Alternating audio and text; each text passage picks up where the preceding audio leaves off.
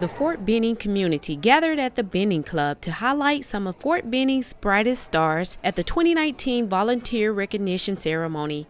Volunteers were recognized for their time invested in the community and the hard work that goes into being a volunteer.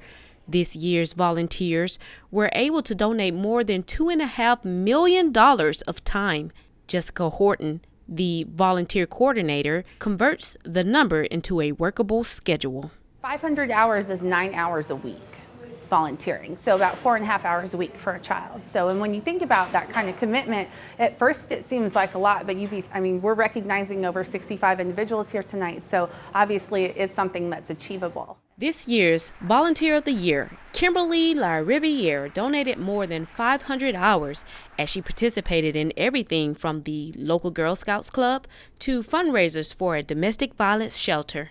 No matter what event you go to, if you volunteer, you make a difference. I mean, it's one day, one time, 1 hour. It doesn't matter how much or how little. It always makes a difference. You may not know it at the moment, but it does. I can promise you it always does. No matter how young an individual may be, it's never too early to develop in them a servant's heart. Brianna Milton, selected for this year's Youth Volunteer of the Year, is 13 years old and often gives back to other youth.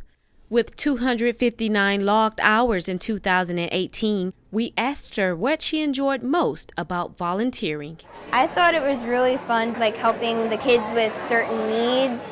I always thought it was fun doing like the Halloween, dressing up for them, helping them play games, and just seeing their faces and their reactions. I just always thought it was fun. One thing that was common among all the volunteers in the room is that they all embodied the Army values of selfless service and honor. Shan Ogletree, Fort Benning, Georgia.